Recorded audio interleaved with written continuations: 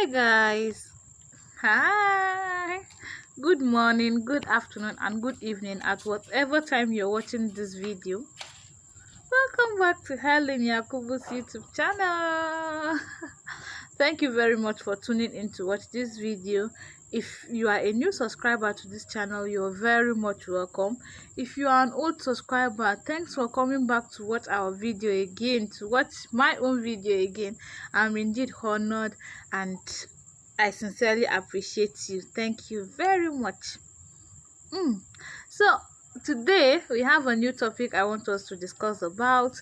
Not really discuss about, but we have a new topic that has been on the lips of every Nigerian.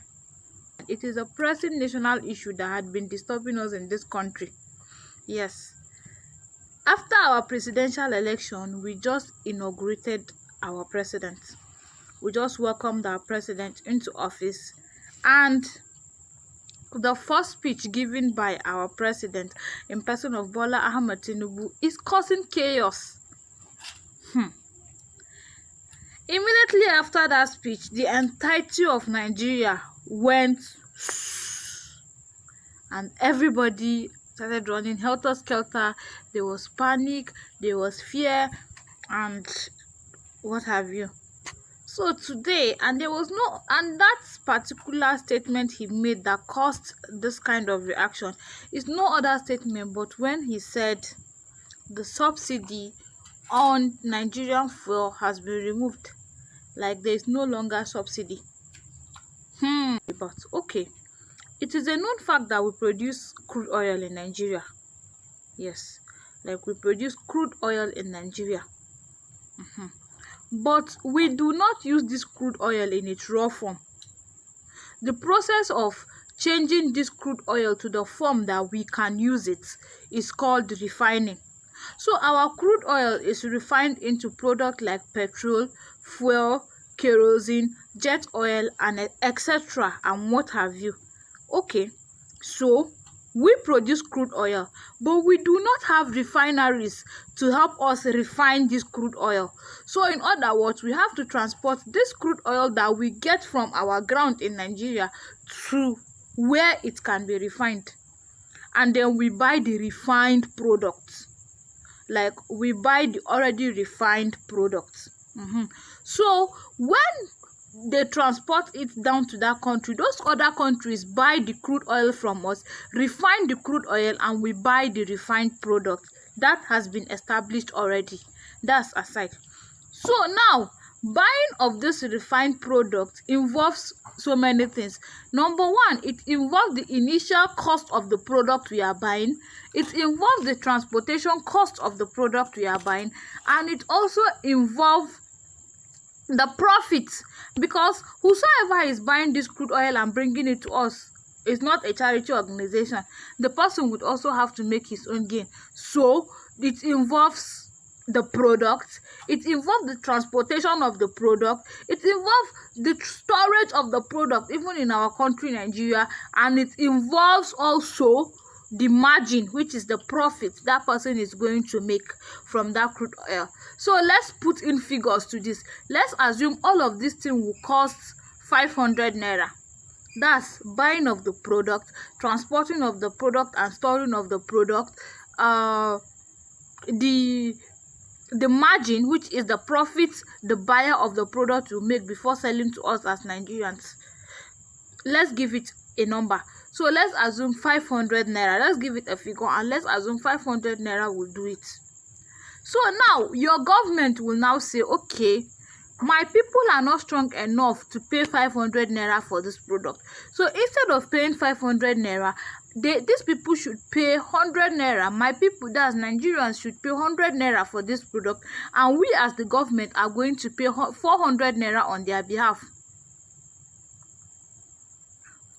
So in other words, that 400 naira Nigerian government is paying on our behalf is called subsidy. That is what is called subsidy. So when our president made that speech and said subsidy is going to be removed, he is simply saying they are not going to be paying that 400 naira. Instead, we as Nigerians are going to be paying the full cost of petroleum like it is bought. So it is left for the marketer to decide how much he bought the product and how much he is going to sell it for us. That is just subsidy in simple terms. Let me make it simpler for us. It's just like a village where they produce yam. So they produce yam as raw product or raw material, but they want to eat pounded yam and they don't have mortar to pound pounded yam. And pounded yam is what they want to eat. So they sell their yam to urban areas in order to buy pounded yam. They will sell the yam and use the money to buy pounded yam. But the village chief will now say, okay, since my people like pounded yam, just pay for the pounded yam money and I'll pay for the transport of the pounded yam to the village. Simple term, that is just what fuel subsidy is. So when they say fuel subsidy would be removed, it is that percentage the government pays those people that go to buy fuel in another country and bring to Nigeria that they said they are not going to pay any longer.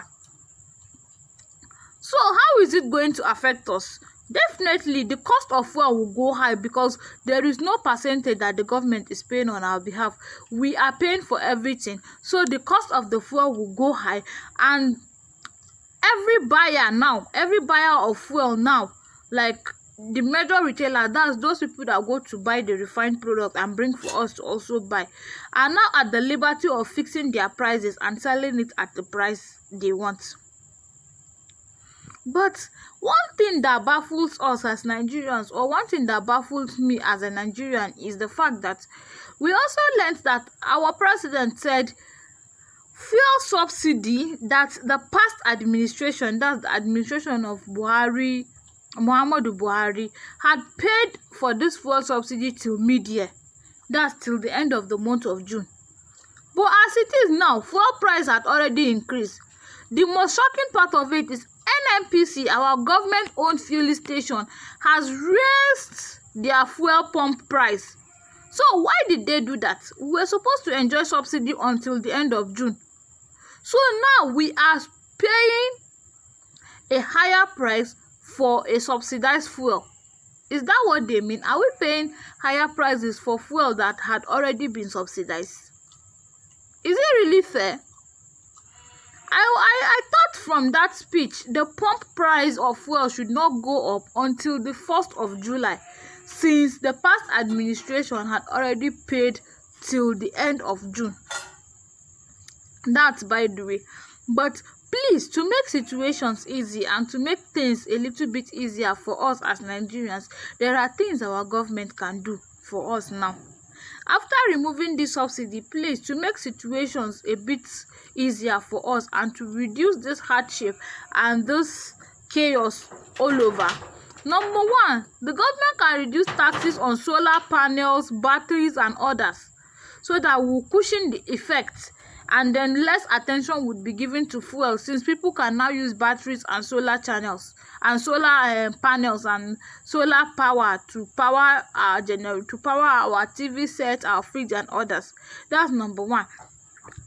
Number two, please, it will really be reasonable and understanding of the government if they can increase the minimum wage. At least increase the minimum wage. It will cushion the effect. Provide other means of transport other than the use of fuel, like we have electric cars, rechargeable cars that we see in other countries. This can also be done in Nigeria. Get a railway, like a railway track, a railway train station that would connect the whole of this country together, so that the attention of people would go off fuel a little, and then the demand for fuel will be less, so people would not feel the effect of this thing.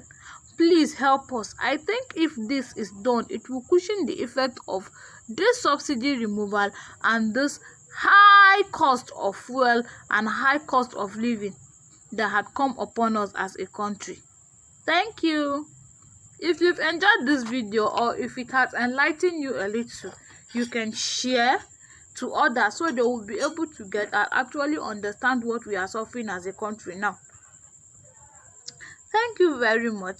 please do not forget to subscribe. Even if you've not subscribed to this channel, even to this point of this video, I will sincerely appreciate, and you know it is free to do so, so why not just subscribe to the channel, support this growing YouTube channel.